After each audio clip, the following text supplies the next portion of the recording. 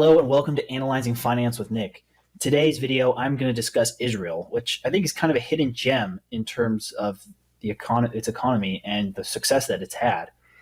And I primarily think the reason why Israel has been somewhat overshadowed is due to its complicated geopolitics. As I know, I'm not going to be discussing the Israel-Palestine situation in this video, but it is kind of something that overhangs the country and is part of how and why it has developed the way it has. When it comes to Israel's success, the main way they've been able to do it is through adaptation and developing human capital. Israel doesn't really have any natural resources. They have some natural gas reserves off the coast of the Mediterranean, but it's not enough to supply their energy needs. Surprisingly, when it comes to agriculture in Israel, they are able to export fresh produce to mainly European markets and actually be food self-sufficient despite how tiny the country is. I mean, farmers are about 3.7% of the workforce, but Israel can produce 95% of its own food requirements, and with imports mainly in the form of grain, coffee, cocoa, and sugar, which tend to develop in grow in more tropical areas. The main route of that has been through education system and the development of what is known as Silicon Wadi, which is the rise of major tech startups and American primarily, but global technology companies investing and building operations in the region.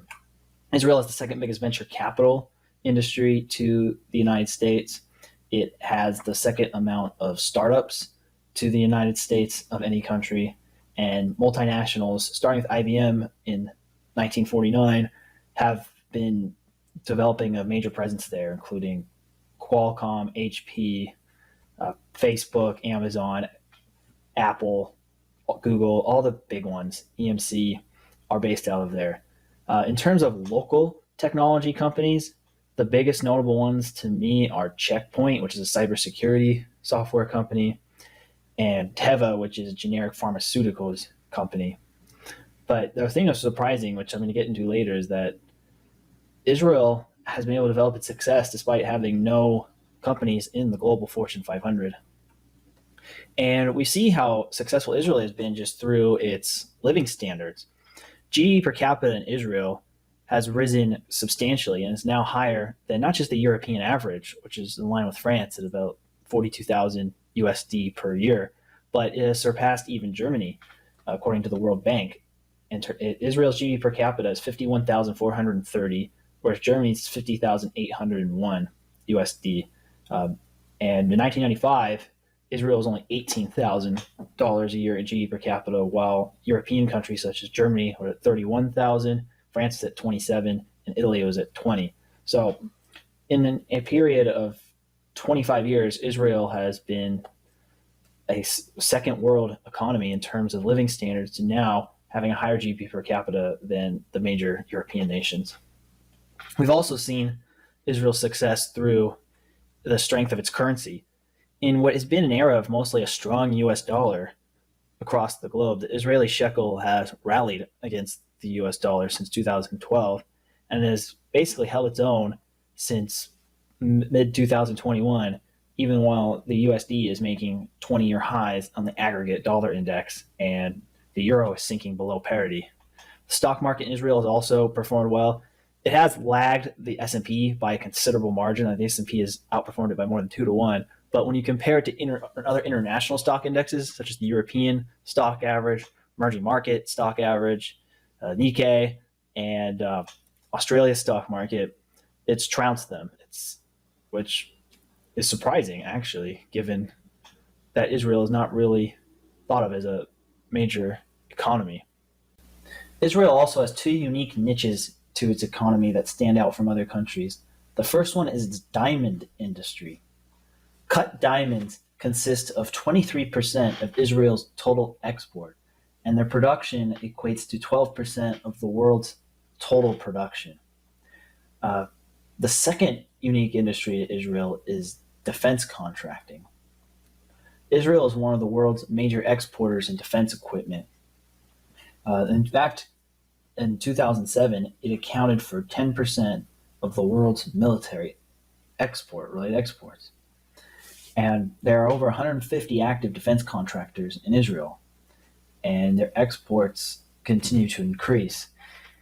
This does make sense because due to Israel's geopolitical situation, they have to be a lot more on guard to protect their territorial integrity and their people from their neighboring countries. Many of them are not really satisfied with the country's existence at all.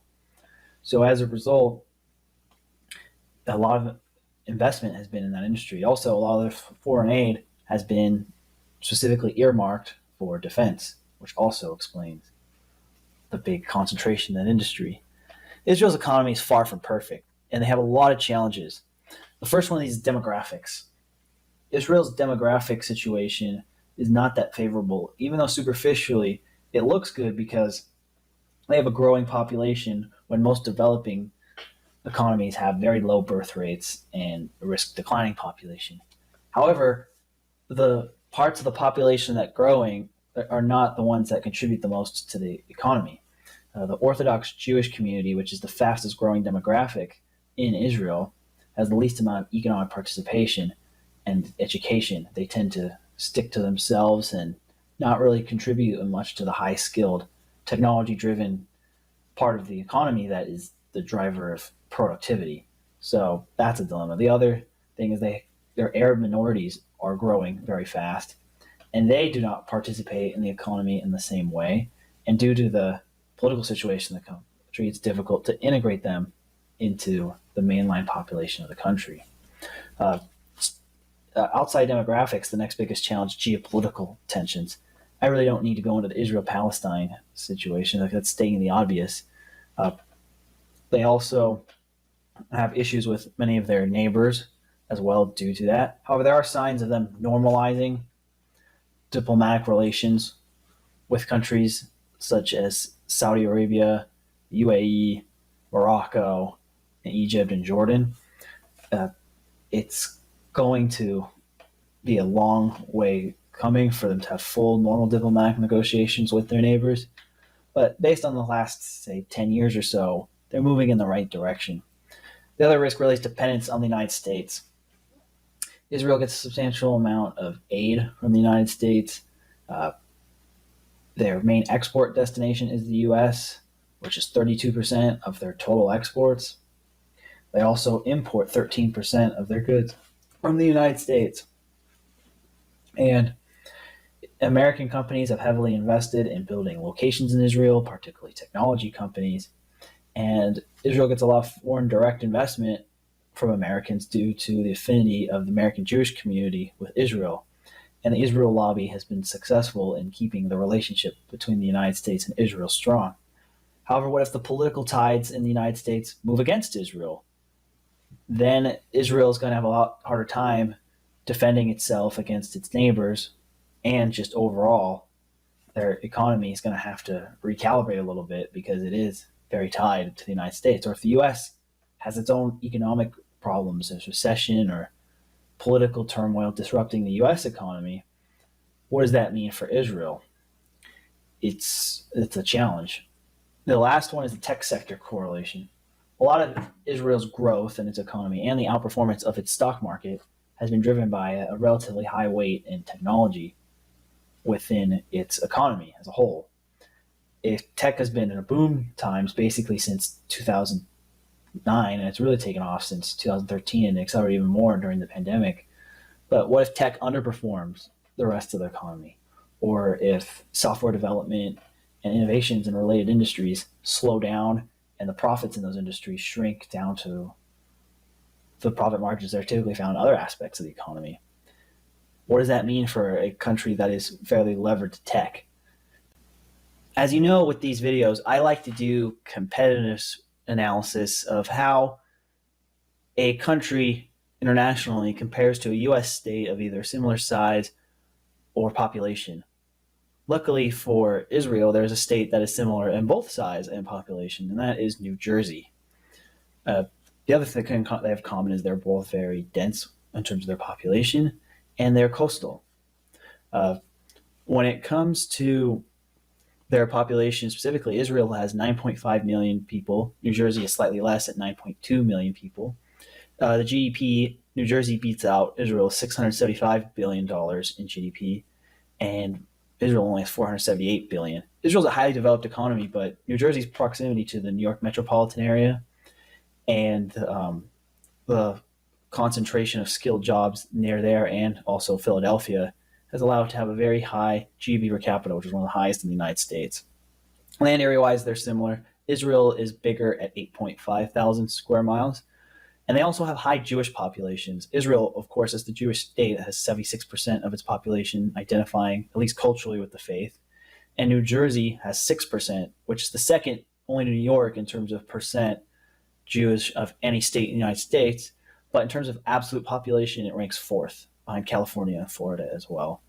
Surprisingly, with Israel, it has no Fortune 500 companies. The biggest one in the global rankings is Teva Pharmaceuticals, which failed to make the cut. And New Jersey has three of them, led by Johnson & Johnson and Merck. The last factor I'd like to discuss is competitiveness. Israel ranks second in competitiveness among the 14 countries in the Middle East, but that is a small sample size in a region of the world that is not known for having competitive and dynamic market economies. So take that with a grain of salt. If you compare it, though, with the world as a whole, it ranks 43rd, which is similar to Spain or Malaysia. We talked about Spain in a previous video where I mentioned it may have the potential to be the next Florida. However, Spain is, again, not even the most competitive economy in Europe and has a lot of its issues too.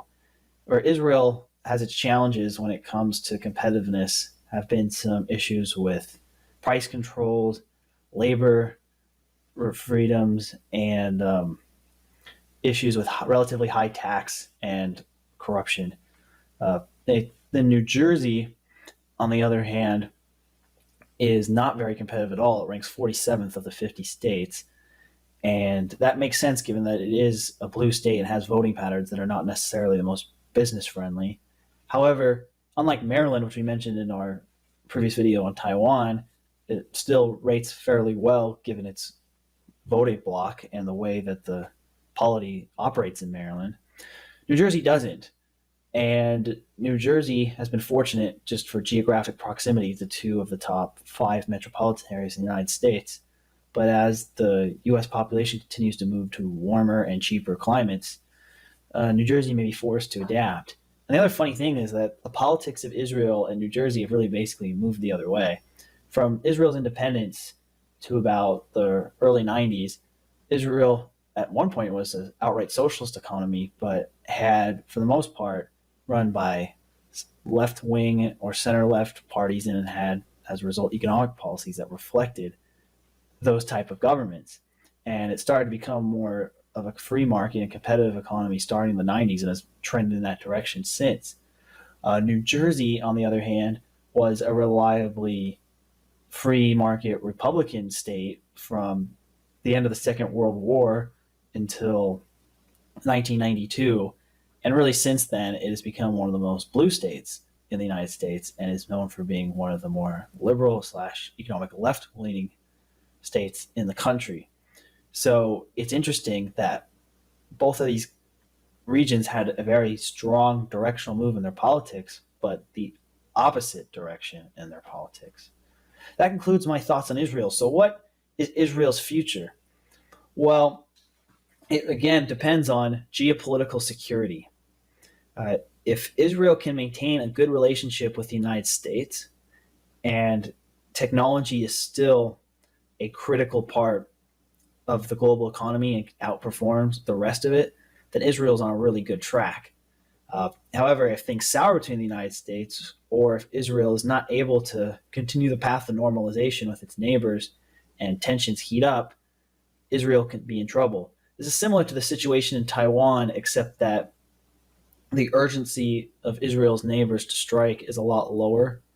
And I think Israel can peacefully negotiate its existence, and the United States' commitment to protecting it is a lot stronger than Taiwan for both economic reasons and not so economic reasons.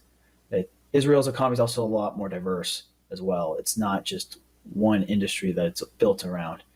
And Israel has proven its resilience basically since its independence to grow and evolve the way it has. So overall, I'm actually pretty optimistic on Israel. It's just that the key thing to watch really for Israel's economy is not really its own economic data, but more of its political situation and, more importantly, its continued relations with the United States of America. Thanks for watching, and let me know if you have any questions.